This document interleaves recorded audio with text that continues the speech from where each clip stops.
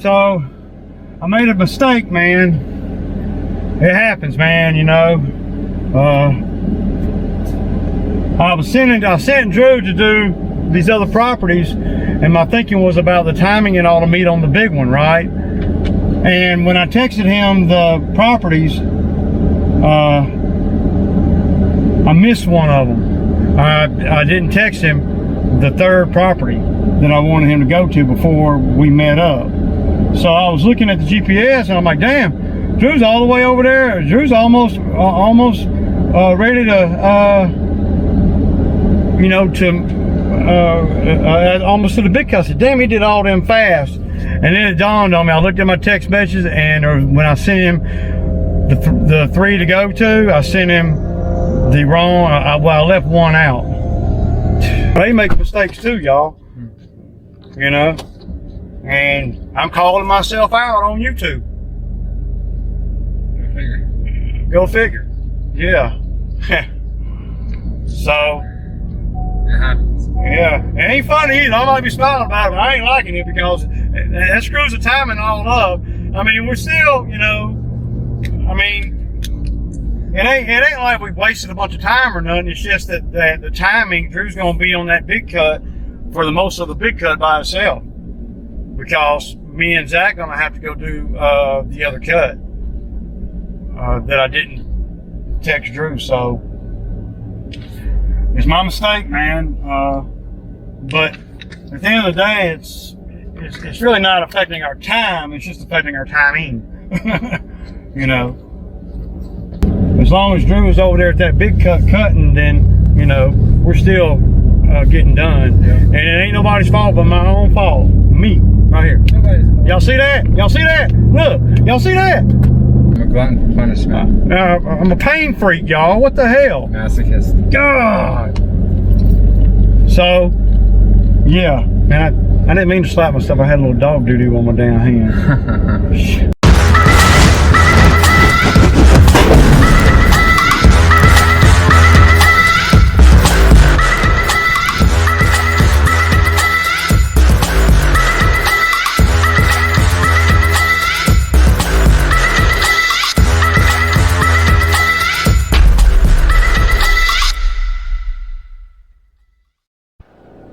All right, guys, good morning, good morning. So we got a full staff today. Everybody's here on Monday. That's a good thing. I'm liking that a lot, and it's gonna pay dividends. We'll make sure these guys get good money today. Gonna put them in a good scenario today.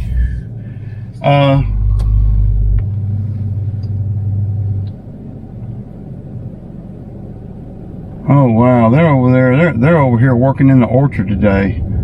I did not even know that, man. Damn, man. These people over here, they crazy, y'all, for real. I mean,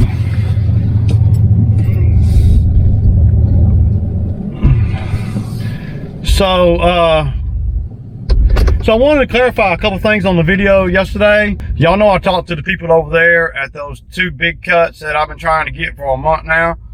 Well, I hadn't been chasing too hard. But y'all know what I'm talking about. So, and a couple of comments came in, and you guys were talking about, well, you know, the other guy might just get it today when he goes and cuts it, and that's true. You're very true. And I'm leaving that open like that because if that's the type of property, those 2 properties are the type of properties I could take her to leave it. You know, right now as we sit here today, I don't need them. Okay.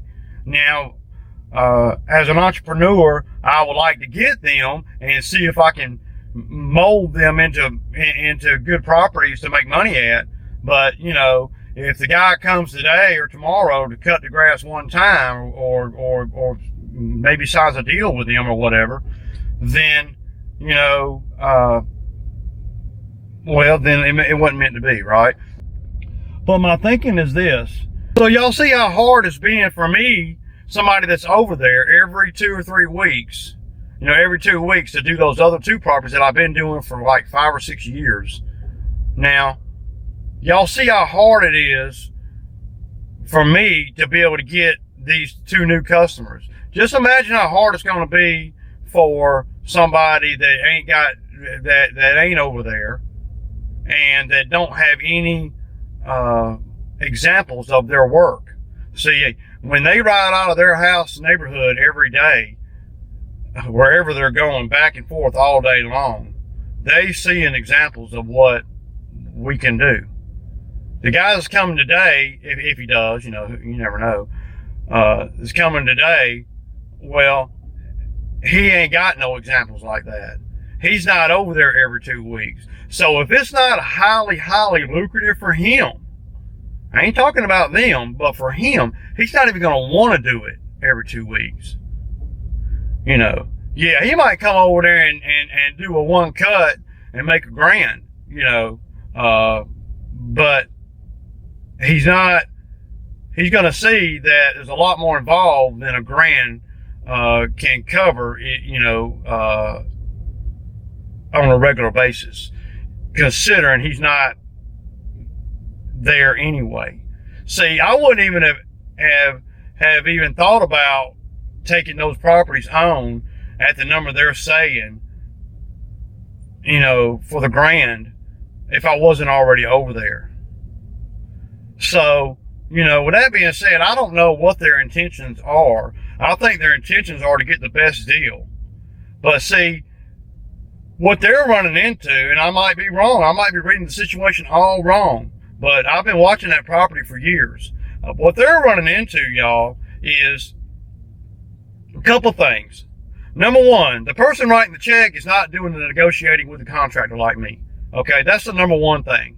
So you got 2 or 3 people, middlemen in there, that are saying this, and then come to find out that ain't what he said. So my thinking is, okay, he came up with that number. I'll accept that number. Let's just see what happens, because I got a feeling, and I might be wrong. I've been wrong before, be wrong again, but hey, this is what it's all about. This is my thinking. So I do them for $1,000, okay? And I do them every every month for the $1,000, okay? Now, a couple ways we can do that. We can either cut them once a month, just go over there and make $1,000, or we can do it every 2 weeks and make $500. Is it going to take me twice as long to do it monthly? Probably not. But it will take long, and it will be harder on the machines. I don't know if it'll take twice as long, but, So, my thinking is I get over there cutting the grass, okay? And I cut it a couple times at their number. And I see that I need to get more money, okay? And I'm going to go to them, and I'm going to tell them I need a couple $100 more or whatever, And maybe, just maybe, at that point, they will be like, damn, we really don't want to have to be going through all these landscapers again over a couple $100. See, that's my, because if they say no to me bumping the price up, if it's justified, if I think it's justified, I just got to think it's justified, and I'll tell them, I need to bump it up a couple $100, or we need to go to a 12-month deal, or something where I'm getting more money per cut, basically, whatever that is. Then they, are gonna weigh, okay, we got this guy that's cutting it now, that agreed to do it for the $1,000, but now he's wanting more money, justifiably so, and he's telling me why he wants more money, and there's not a hard copy contract. I wouldn't even get them to do a contract this time of year. It's too late in the season for me to be trying to do all that. I'm just going to verbally cut it. And now I think they'll pay because, well, I just do. Now that I got to know them. Now, what I'm saying is that I cut the grass, I cut it 2 times. And then I realized, man, I can't hardly make money at $1,000. Let's go to $1,200. And I call him, because I got his number, and I call him straight up, call him and tell him I need to get 1,200, you know. Now, he might say no right off the muscle. And if that's the case, then I'll finish that cut that day, and then I won't cut it no more. Then he'll be right back. Then both properties will be right back in the situation they're in right now, where they're having to spend all their waking hours running down a freaking landscaper. See, and that's a lot of trouble. And I just got a feeling, and I might be wrong, I just got a feeling that the wife's about sick of that crap. She's about sick of over a couple $100, you know. And so they're going to weigh that, you know, I would think. Now, I might be wrong, but we'll see, you know. I'm usually not wrong on things like that. Because the path of least resistance, after I'm cutting the property, have access to the property, and I've done the property a couple of times, and they're seeing the weed killer work, and they're seeing all the things that I'm starting to do working, and I go to them with needing more money, then the wife might just say, look, let's just go and give him a couple $100 more or whatever, because I don't think money's the problem here. I think they have money. I don't think that they're broke, okay? I'm just saying. And I don't think that, of course, I don't know what his bank statement is, but I think they got money, okay? Put it like this. He paid cash for both those houses on that street there, y'all. He paid cash for both of them. One of those houses, the first house, the one right next door to the ones I'm doing, it's worth about $1 million. The one in the cul-de-sac back there is worth like $1.5 million. And they're paid for. I looked at the tax records. It's done.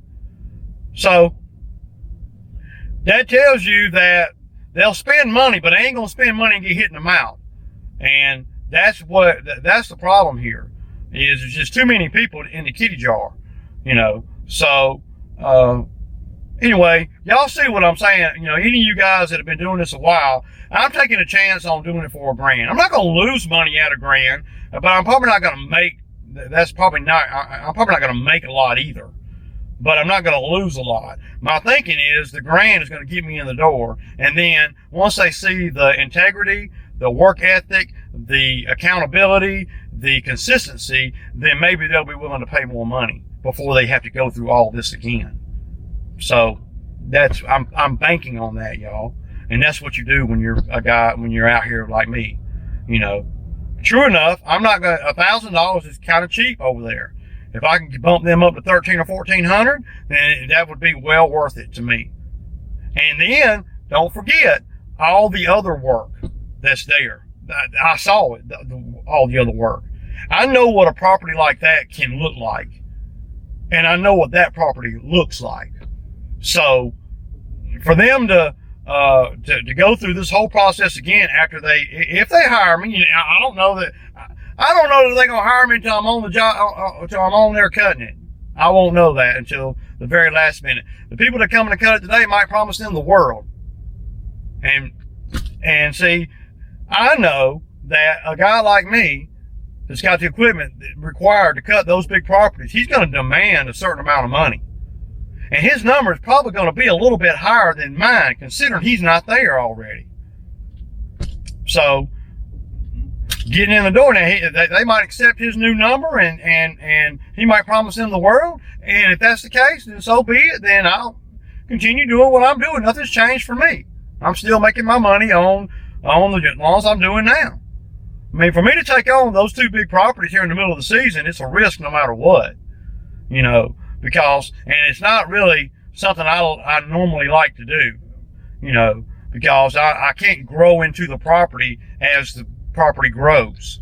You see what I'm saying? If I started doing that property in March, then I can grow into the property along with the property growing too. And as the property grows, the grass, the bushes, and everything is growing, I can kind of see how everything's growing, and I can start implementing this and that and this and all that.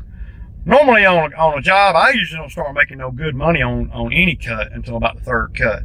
So, you know, I'm damn near the first. If they hire me and I go over there and I do them for $1,000, I'm going to I really need to bring another person so we can run 4 mowers. And that's going to put me in a better scenario to win. And I could have another person come out and sit on a lawnmower, you know, on a big field, and as long as they know how to run, know how to operate, they ain't got to be masters at it. Just know how to sit on a lawnmower and go. While me and the guys I got out here now, Zach and Drew, we can do the more complicated stuff.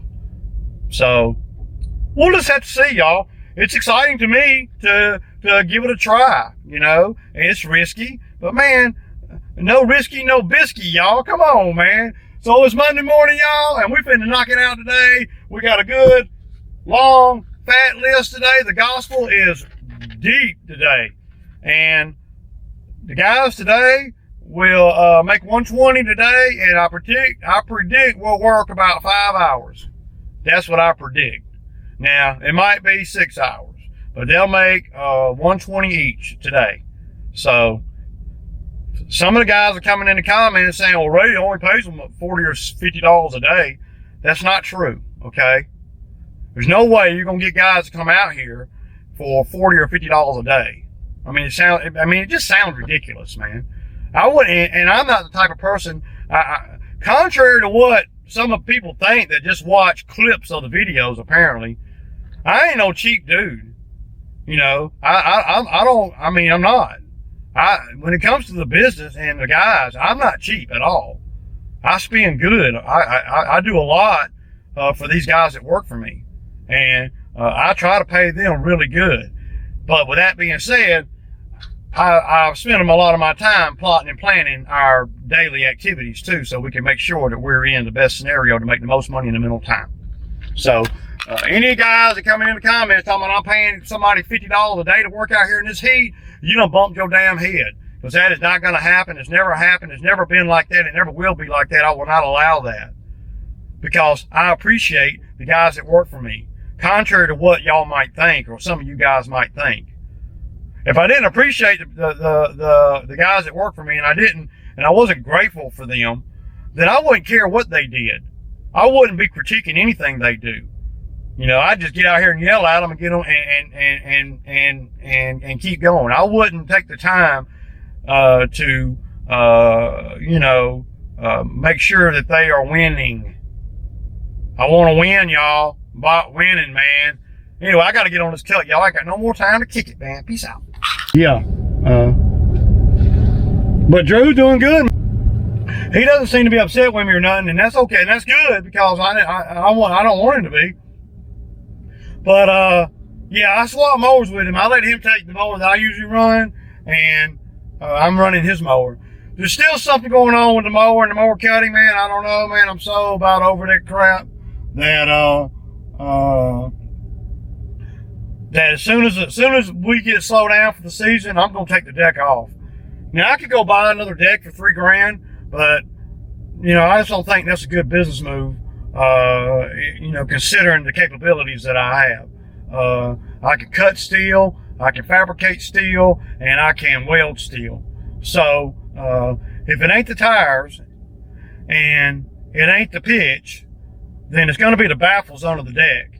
And I did have some problems with the baffles under the deck a few years ago. So you never know. Maybe one of the baffles done fell out, where I don't think it's generating enough suction to pick the grass up before it cuts it. It doesn't cut nearly as clean as the other Exmark. And everything is the same as far as the height goes and pitch goes and everything. And I changed the blades at the same time. So yeah. So that's where we at, man. And I'm glad that Drew is man enough, and he is. Like again in the videos, man, I like Drew, and I want Drew to be good, man. I want Drew to make big money out here. I want Drew to be so much more, and that's why I'm a little hard on him, man. But maybe after, reading some of the comments and just thinking about things, maybe I'll stop putting some of the stuff on YouTube. But I can't do the videos and, by script, y'all. I just can't do it, man. I'm not going to script the videos. So, For every time that I say something bad about a guy that's working with me, there's 10 times that I say something good about him. So you have to be conscious of that, you know, so you can get the, it ain't all bad, y'all. Okay? It ain't even close to all bad, you know. Of course, it's magnified when we got 30 bales of pine straw to spread and the planning went into the timing and all. But, you know, like I said, for every time that I say something bad about the guys that are working for me or say something that might be construed as negative, there are 20 positive things. So don't get it twisted, man, that I'm this big bad guy, you know, because I'm not, man. You know, and the guys that really know me and work for me, they know that I just want to see them make money, and I want to make money, and I want to save their labor time, and I want them to have to work as hard. A lot of guys that work in the landscape business in my spot, they don't care how hard the labor has to work. They don't really care, man. They could care less, you know. They don't, you know, especially some of the bigger companies, man, they just throw another guy in the truck, paying him $10 an hour, you know. So what the bigger companies do, they pay a lot less money and work a lot longer hours because they overwhelm the properties with labor. You know, they'll have 5 guys on a site where I'll have 2. They'll have 5 guys on the site where I would just do it by myself and send those other 4 guys somewhere else. See, bigger companies, they're not shaking and moving like me. You know, but they're not paying their guys like me. I know they're not, for a fact. Especially around here, the landscapers around here, just in general, the bigger companies, and you know, they're probably at about $13 an hour for real. So, and yeah. So, $13 an hour. If I was paying these guys $13 an hour, then we could just take all freaking day on everything, and it wouldn't matter, you know. So that's my thinking anyway. It all goes back to the pay scale. I don't want to have 5 guys out here doing the work that I know 2 guys can do. I don't want to have 4 guys out here doing the work that I know 2 guys can do. You know, to me, one guy, a 2-man crew for the purpose that I'm doing is by far the most efficient. Of course, you got to be thinking about what you're doing. You can't go out there like if you worked at a big company where, you know, you got 4 other guys in the truck and they all just standing around because what are they going to do on a $70 property? I mean, you know, they're bumping into each other. I mean, you know, but they're not making nothing. See, I negate all of that. I tell the guys that work for me, look, you think about what you're doing and you work smart, and then you can make, you know, the money, a lot more money. A lot more. You know, and not have to work as long. So, you know. So for all these guys that are coming in the comments talking about I don't pay good or whatever, well, why does everybody why do these guys keep coming to work? If I'm paying them $40 a day, $50 a day, why are they still here? If I'm paying them $40 a day, $50 a day, and I'm dogging them out on YouTube, why would they come to work if I'm paying them that? Sounds freaking ridiculous. And to the people that are saying those type of things in the comments, obviously you don't watch the channel, because there's no way the business here is going to make, you know, big money and the help not make big money too, and the guy's not you know, and the guys not come to work. These guys come to work every day because they know that I'm going to pay them good and I'm going to treat them right, but they got to do their part too, you know, and only me and them know their part. So $40 and $50 a day, if that's all I can pay them, then we're probably just not even going to work that day, you know. yesterday was a little bit unique. Zach wanted to work a little bit, and I had a little job up the road. So I put 2 and 2 together, and we worked a couple hours, and he made $60. You know, but didn't have to. I didn't have to have Zach there, y'all. I could have done it by myself and kept the whole 400. But I wanted to make sure we did a good job, and I didn't want to kill myself on Sunday, and I wanted to make sure that my guy, if he wants to work, he can work a little bit. You know, just a little bit. We weren't trying to move mountains or nothing. So yeah, man. Woo. What a day, y'all. What a day. We had a good day though, man. I gotta say, you know, everybody did good, man. Drew stepped up today, man. Drew did great today. Great attitude, great work, moved with a purpose. I mean, he did good, man. And that's all I want, man. You know, he did great today, dude. So, you know, some people, some men, young men, they get their butt hurt real easy when, you know, they are called out on something that they're not doing right or whatever. It's not a personal attack, so don't get it twisted, you know. And Drew knows that. But some men can't take that, you know.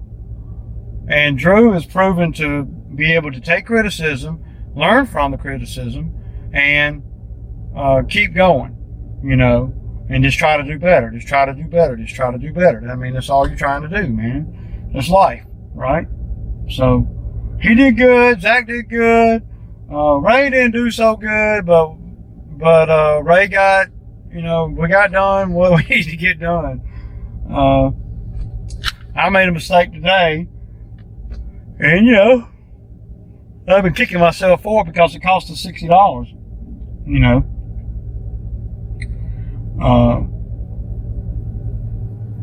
So yeah, there's that. But you know, getting done at 2:30, that's what I like. That's how I be plotting. And yeah. So let's see, we did 1, 2, 3, 4. We did 13, y'all. And there was 14 on the list. So